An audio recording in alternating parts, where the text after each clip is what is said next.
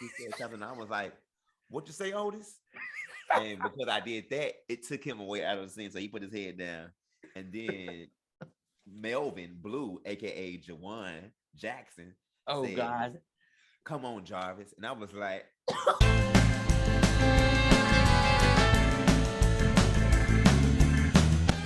Hey yo guys, welcome to No Going Back. It is your boy Liam David Kilker and today's guest. Oh my gosh, I've been wanting him to get on this show for so long. Number one, he's my acting coach. Number two, he was recently just in a little show called Ain't Too Proud on Broadway, people. Jarvis B. Manning Jr. Let's go, baby. Yo, I've been trying to get you on this show for so long. For so long. "Yeah, Ever since I started this episode. Guys, he's here. Now, Jarvis, hey, tell us a little bit about yourself. I mean, they don't know much about you. Oh, they might actually. Hit they us. might not." They might not hit us with something. What you gotta say? What you gotta say? All right, so my name is Jarvis B. Manning Jr., like Liam has said. I am from Houston, Texas, born and raised country boy from the Let's wood. go.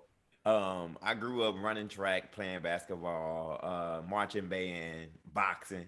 And then I also got the bug for performing as well. But yeah, I grew up in the country, Southern boy from the South. I'm now a teacher, educator, performer, singer, dancer, actor, Mm. TV, film. Like we experience all these You things. you Writer, in, you in photographer. everything now. I'm gonna bring this up.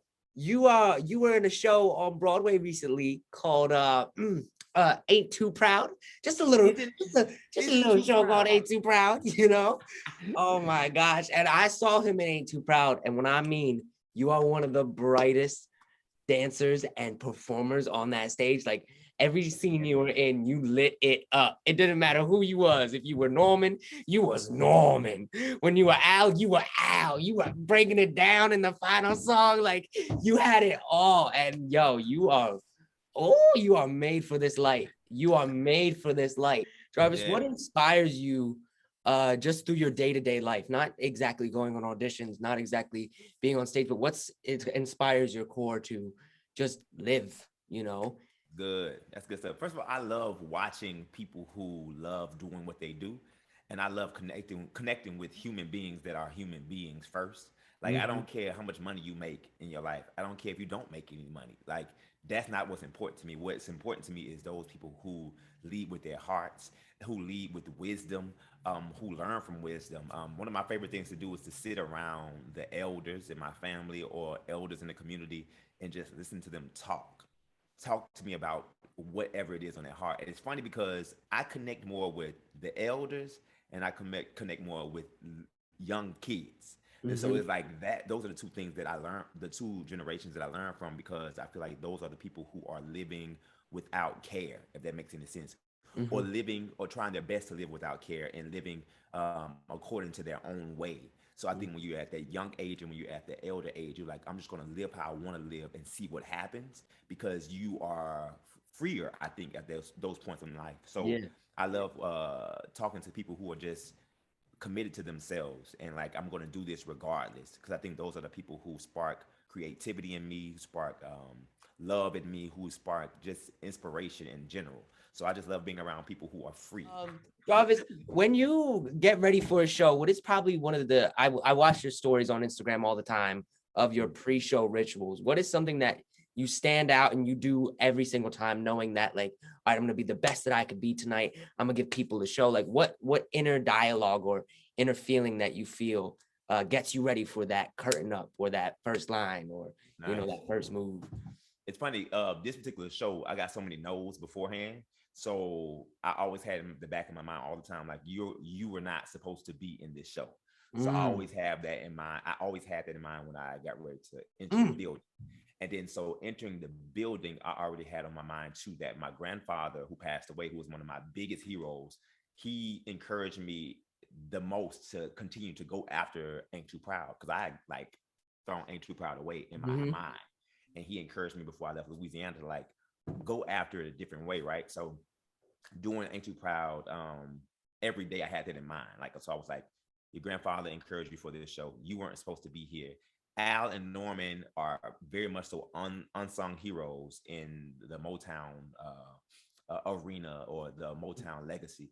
So I also had that pressure on my back. So it was like me putting all Yeah. these things on my back that I know I can handle, but it also makes me take into perspective that what I'm doing is bigger than what it can come off. Because sometimes what happens is, as a performer, you get used to coming into a Broadway theater and doing your job on the Broadway stage and then leaving, and then it becomes a part of your daily um, ritual, or your Routine. daily just as routine, your calendar. Yeah. So it becomes like a normal job. But I never want to get to that point in my Yeah. career, because it's such a thing that, like, little Jarvis wanted this, so let me not let him down and get I stuck love to that. the I love adult that side. so much. You know I what I'm love saying? that so much. Yes. So being on stage every day, I would come in, I would listen to some sort of inspirational music or some sort of inspirational conversation, just to get myself locked in. You get into the space and you are meeting people, your cast members, crew members in the hallways, and you may be having the best day and they may not be having the best day. So Yeah. it's important that you, hey, how y'all doing? How you doing? That's how I come into the space. But Yeah. sometimes people's energies can be off-putting and can like put you in a bad place. So it Yes. was important to me that after I entered the space and talked to everybody, that I remove myself away from everybody to then focus myself in for the fight. Because, like, again, I trained first as an athlete, and then I watched athletes growing up. Like, my dad was a boxer, so I watched him prep, and that's who put us through like training for track and field, any kind of Yeah. sport we went out for. He was the one kind of like training us. But like the sports mentality of getting into that game set of mind and like focusing in, what do I need to do, making sure you're checking in with your body. I stretch every day before the show. I get on stage Yes. and I check in with my body physically. As Mm-hmm. performers, singers, we carry stress in our shoulders and in our neck, and that affects your vocals, right? So Yeah. all this, if I All gotta this say right high, here. this needs to be Mm. loose, you know. And then I also Mm-hmm. train in tennis, so all that tightens all this up. I also go to the gym, that tightens kickboxing, that tightens all this up. So I have to like release all these things. So Mm-hmm. stretching, inspirational conversations. Deepak Chopra, I listen to him all the time. Just Spotify pre-show praise. I go in every day Yes, before the yes, show. I see them. I see them all the time. You I'm gonna know, miss those. I'm gonna miss those, Jarvis. I'm not hey, gonna that's lie. right. I'm still gonna do, but I'm gonna do some sort of praise, you know. But I also, before the show, I would also physically put my hand on the stage somewhere, just to kind of like lock in and be like, okay, I'm here, to give me something physical to touch, to put myself in the zone and in that environment and in that moment. So I would physically touch the stage, and then I would close my eyes and say a prayer to like lock myself in, and I would breathe to be like, hey, we're here, let's do it. Mm-hmm. Because again, I don't ever want to get so caught up in the motions that I forget to be in the moment. Motown, which was another amazing performance of yours. I did not get to see it. Well, I mean, I kind of got to see it. I saw the bootleg Bootleg, of it. you know, I saw the the bootleg of it. bootleg Hey, got you. the show's not, you're not in it. So I guess it does, it still count. I don't know. But you played the character that I didn't even know that. I didn't know that you played the character that you fell in love with. That's Sir. very, and let me just say, I might put a clip up after this conversation Please. about that like little snippet of the performance when you sang Do You Love Me? Do you got to Oh, love me? ooh. You didn't leave and won't be around. But now I'm back to let you go. I can really take them down. Hey! Do you love me? Do you love me, baby? Do you love me? Yeah. I can't, baby. Yeah. Oh, I said now. And now I'm back, back, back. And like you got the loudest applause after that song. Yeah. And I think you did it in Ain't Too Proud as well. Your Yeah. performance, the way you perform, Jarvis, it cannot be topped. You have this light on stage, and I think that's because you're so like energy positive and you're so tapping into the character, but then again, not letting sure the character consumes you. You know, you still have your little things about it. And I smile every time you walk up on that stage. One one of the greatest things that I've heard from his name is Javon. Mhm. He was in Hamilton. It was my first time ever seeing Hamilton. And when I first met him, he was just like, he figured out I was an actor. He was like, "You're an actor, right?" I was like, "Yeah." He's like, "Sometimes the worst no's will be your best yes." Mhm. It was like, it is hard in this business. You will get a lot of no's, but sometimes that no just pushes you further to the yes that you'll feel right with, and Yeah. you'll feel satisfied with. And Yeah. I take that with me everywhere. I share that information with everybody, and I feel like that's a big takeaway here, is because you get a lot of no's in this business, Jarvis. Yes. You know this. I know this. Oh, I've got some. Me and my mom would just talk about it yesterday when I auditioned for The Lion King on Broadway, and I was so ready. I Mm. was so pumped, and I auditioned, and they cut me first group of kids. Yeah, they cut me first group of kids, and Oh. I felt bad, and I was like, well, am I not good enough? What's wrong? And then I figured out about the business and how they cast and how they're looking for a certain group of people and a certain Mhm. look. And Mhm. I sat back and I thought, and I was like, all right. That was that one no. I needed that no so I Mhm. can find my Yeah. yes. Now we're gonna break to film and theater. Mhm. What do you think? Which one do you like more? Not like more. Which one do you want to do more, film or theater? And why? That's a great question. Nowadays I want to do more TV film, and I'll tell you Mm, why. Because I've done a lot of theater work now, and so mm, I've seen what that is. Now I'm mm. intrigued by I've always been intrigued with the camera in general. Yes. And I've also always been intrigued by stuff that happens behind the camera, in front of the camera, all these things. And then at the end of or the beginning of 2021, I was able to be a part of a short film. And in that short film, I was able to kind of like see what was happening behind the scenes. I love looking at lighting design as well. And I Mm-hmm. was able to see that. I was able to be with the process of reading through the script. And what's cool about TV film stuff, you do it at one time, or you do it, you shoot it Mm-hmm. once. And then it becomes this thing, right? So you can shoot however many takes you want to shoot, but they're going to put it together and then Mm-hmm.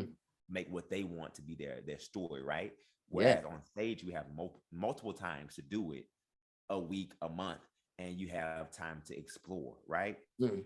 Yeah. TV film, this is what you want, this is what it is, but it's also trickier now too because it's all on self tape when you got to sit in your self tape and see what that is. Mm-hmm. So, for instance, this short film I did, it was so cool to watch, and it was also cool to learn because that was my first time having to be in front of the camera professionally, and it was tapping into things that I don't normally tap into. So there was a lot. It was called.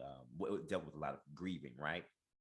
So I bought a cry stick because I was like, I don't cry. I said this earlier. I don't cry. I don't know how to Mm-hmm. cry on command. Like I don't do that. So I was like, I'm buying a cry stick. I bought a cry stick and I bought some vapor rub because I was like, I can just put this under my eye and I can cry, right?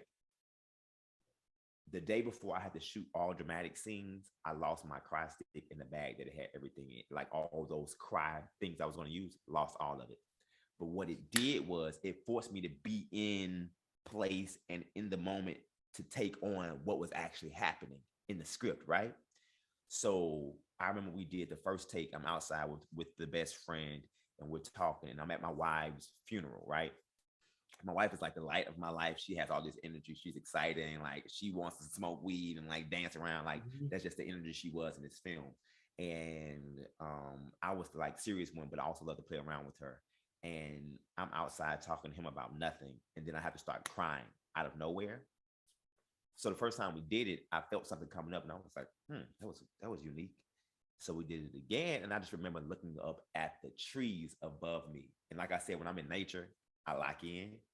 I Mm-hmm. looked up at the trees above me, and I literally felt, and I heard in my head, like they're proud of you, like your ancestors are proud of you. For the rest of that time we had to shoot that film, I was able to tap into Wow. emotions like this, which I had never done before. I mean, I was sobbing. At one point, they were like, "Hey, Jarvis, take a beat and go off if you need to." And I was like, "Cool," because I was sobbing, like shaking. And then we had to do another scene where he was like, "Okay, Jarvis, doors closed. And I started to ask them to call me Dale on set because I like to be like in the moment too. They were like, okay, Jarvis, this is your first time going into the space, your bedroom that you and your wife share together, and you're gonna take that in and let those emotions be what those emotions are, right? And I was like, oh wow, okay, because I'm always that guy too. Like the lasts are very important to me. Like the last moment I had with my grandfather, the last moment I had with my aunt, the last conversation, like all those things stand out to me. So I know how to connect to that.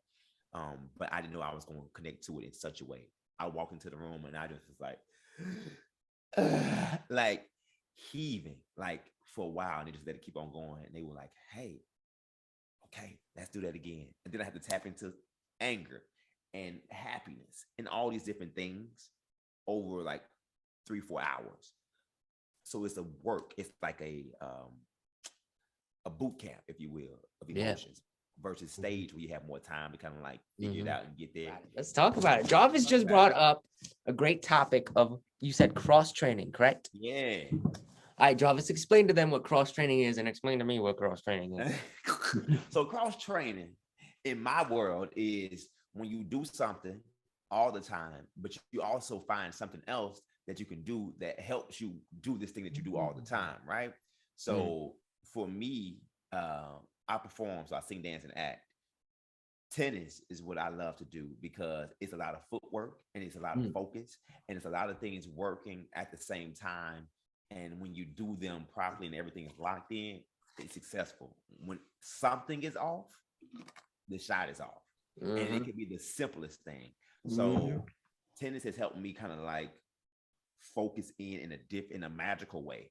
Because when I focus in and I think of everything in my head, drop your head, look at the ball, make sure your shoulders down, turn your hip, open your arm up. Now turn, follow through, look at the ball. There you go. Hit the ball here in front of you, about a foot ahead of you. Like all those things have to be in mind, but you want to get to the point where they're not in your way and you're just doing it, right?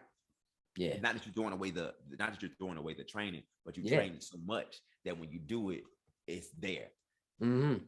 Singing, dancing, acting. I'm about to go into rehearsal for something now that has tap in it. I put on my tap shoes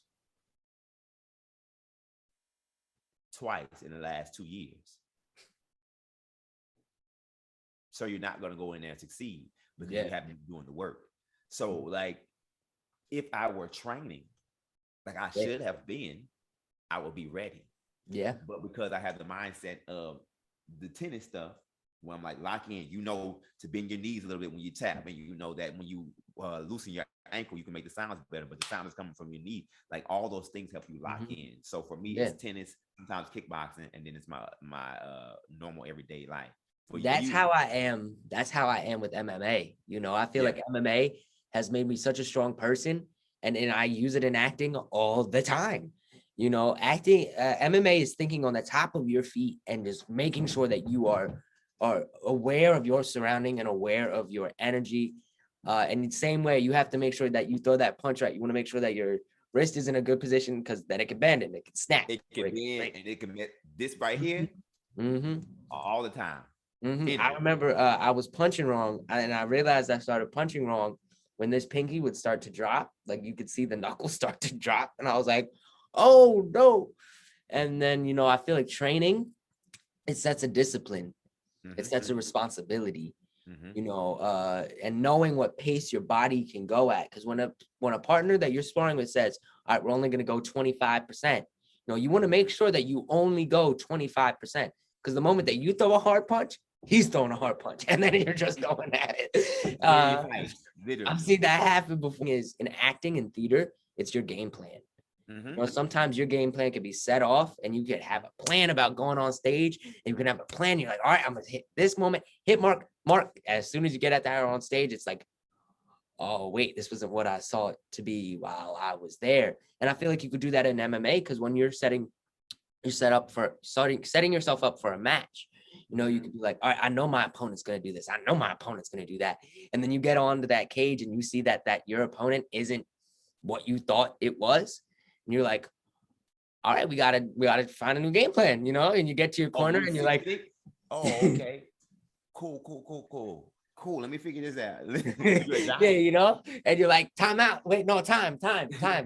Wait, there's no timeouts. Have you ever like walked on stage and like you just totally forget your Oh, for whole, sure. oh yeah, your whole agenda, especially when you do a show over and over and over again, it becomes kind of method to you. And you think Yeah. that you can zone out and you think that you know when you're ready to go. And as soon as you get on stage and your first line is like probably very pivotal and you just go,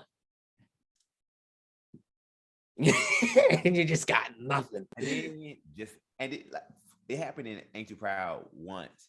And it was funny because I hadn't had that moment yet. Mhm, So we were in Toronto, I believe it was. I think it's Toronto. mhm. And yeah, it was Toronto. We were saying our lines, and I hate listing things on stage, which I never knew that I had an issue with that until that day. Um, but I have to say, they already got the Pips, the Spinners, the Four Tops, the All Stars, which is all groups from Motown Legacy. So we're trying to figure out our name, right?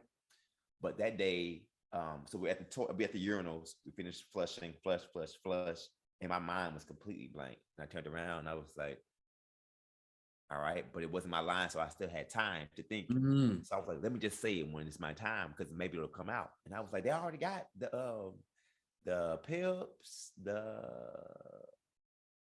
um and my cast members on stage, my teammates were like, instead of them trying to like give me the word, I was like, who else do they have? So I'm trying to go with the scene, like make it work. I was like, who else do they have over there? And they're laughing because they were like, that's not the line. And I was like, yeah, it's not the line, but I'm asking you a question now in this moment. Who else is in the scene? Yeah. Because it's not here. So I'm just It's like, not in here. Maybe you got it. who else is there? And then Derek, who was magical at the moment, he literally is like, he said something, but in that moment, it's like you don't hear anything. He said something. I was like, "What you say, Otis?" And because I did that, it took him away out of the scene. So he put his head down, and then Melvin Blue, aka Jawan Jackson, Oh said, God. "Come on, Jarvis," and I was like,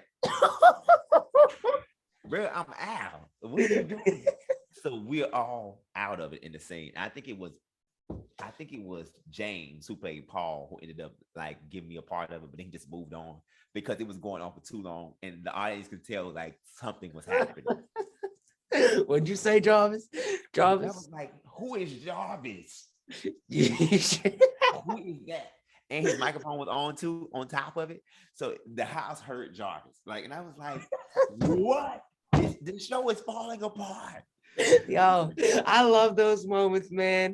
Like one thing sets it off, and it's just it's like going down. It's like the rock, the train hit the wall so The hard. wall. And my cast is literally in the wing, like they're all at this time like running upstairs because it went on for so long. They're in the wing, like, oh, y'all failing on stage. It was Oh bad. man, But I we love remember. those moments. We love I've those had moments. one of those like derailing moments.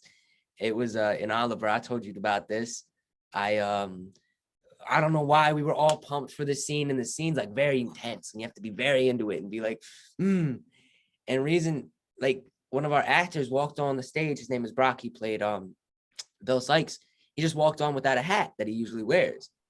That's not supposed to be funny, but in my eyes, freaking hilarious. Cause you know, I'm like, and then I start laughing. And then I look behind Bill Sykes and Nancy starts laughing. And so we're all just like trying to get through it. Don't hire him. He's unprofessional. No, but it's such a natural thing. It's a natural thing though, and I love when those moments happen because it makes you lock in, and it makes your teammate have to like step up as well. And it's cool to see how that happens or if it happens. Let's test your brain, throw a ball. Like let's test you. Let me see if you're good at acting. I don't know my line. You like to say that you're a good actor. Let's see how you do. So you seeing your show Ain't Too Proud. I've never seen such a like even in the beginning of the show when like you're not so really supposed to know anybody, you know, but you could tell that show was very like family, I guess, oriented. You know, the chemistry between the five guys, the chemistry between the ensemble, you know, it was just amazing to see. And I feel like that's what made the show so good. And I'm so upset that it closed, but I'm gonna sponsor your show right now. If you go into your link below on this video, you can look at the tour dates for Ain't Too Proud because they be on tour, baby. I think right now they are in Florida. They are all around right now. So if you guys want to get your tickets for that, you should. It's an amazing show. Getting that foot through the door. I'm ready. Oh, I'm so ready. And I told you that when I first met you, I was like, you're ready. Like when it happens, it's gonna happen. And it's gonna happen for a reason, but you ready. Thank you. My godson was like this because he follows you now on Instagram. He was like, bro, he's beyond. I was like, yeah, he's beyond. Actually, y'all are with the same agency now. And yes. He as well. So he was like, yo, he's beyond ready. Like I was like, yeah. Like the human aspect of your light literally jumps off the screen. So thank you. I've said this before. I'll say it again. But like that's what it does. And so I think people when people catch up to what your light does, it's gonna be magical. And I'm ready for it because you're doing the work. You're literally doing the work. You hit me up talking about, hey, I would love to have you on my YouTube channel. I was oh like, yeah, I hit him up. I was like, yeah, let's go. Jarvis, let's go. Let's go. Yeah, I said, call me to the big screen. I'm ready. Yo, I'm gonna tell you. I would say, and I'm not, man. I'm gonna sound so cocky in these next couple sentences I'm about to say. I don't even care. I'm not. I'm sitting here thinking, but I am driven, man. I am driven. I'm gonna tell you how driven I am. I saw Ain't Too Proud the night before opening. Amazing show. We come home the morning of the opening day of your show, and we come home. And we figured out our plans had been canceled due to inclement weather. And I was like, why don't we just go back to New York and see Ain't Too Proud again? And she was like, are you serious? And I was like, yeah. So we got the tickets. We got the train. We got there. We get to the theater. I'm like, I can't believe we're seeing this again the next day. And amazing energy. And I remember I'm sitting there and we're all the way at the tippy top in the nosebleeds, like back wall. We could touch the wall where the lighting is, and we're just like looking, and I see these 2 seats in the front row that are not being used. And I like in the beginning of the shot, like I had my eye on them. I'm like, they're not gonna. Somebody's gonna show up. So it's the second act. Right. I look at it and it's the second act, and I'm like these seats are still not being used. So during intermission, I took my mom. I was like, Mom, we're gonna go down there and we're gonna sit down there. She's like, yeah, whatever. So she goes out and go to the bathroom. I go down, I sit in the seat, right? My mom calls me, she's like, I'm up here at our seats. Where are you? I'm like, oh, I'm down in row 1 of Ain't Too Proud. And she looked over, she was like, oh my gosh, I can't, let's go. And so she walked down, and for the second act of the show, I got to be like up close. How up close, you may ask? The spit and sweat that flies off y'all. Spittle. It was rain. It was rain, Jarvis. It was rain. Every time somebody would turn their head, whew, every time somebody would, whew, it was amazing. It was great. I felt the energy. I felt it, man. Y'all really do be sweating on stage, though. Sweating. Y'all are dripping. Sweating and spitting. Some people spit while they're not talking. And I'm like, why are you spitting right now? Yo, Saint, I've never seen Saint. He was amazing in the show. I've never seen so much spit fly out of his mouth. Spit. He goes, he's not staging me. And Pacific Ocean flew out of his face. And I was like, I like watched the spit fly past my face. I was like, that's yeah. Hey, but it makes they have like cut their first row off. Their first 2 rows need to be like blocked off. No, or they just like splash zone. Like that to me. Zone. But entering the theater. And you guys get really close too. Y'all go down and you like look at the first row and then you walk back. And then every time somebody would like go down and do like this cool little move, like just it'd be rain, like umbrellas. Like, guys, this was Jarvis B. Manning. Get your tickets for the tour of Ain't Too Proud. Get your tickets for Skeleton Crew. Get your ticket for it. Oh, and I've been pushing this drink for a while now. Get your Prime. Get your Prime, baby. Look, we got them all lined up right here. Get your Prime. You gotta get it. I have 60 bottles in my garage. Get your Prime. They are sourcing at $1.99 at your nearest Target, Walmart, CVS, Giant. Go get your Prime.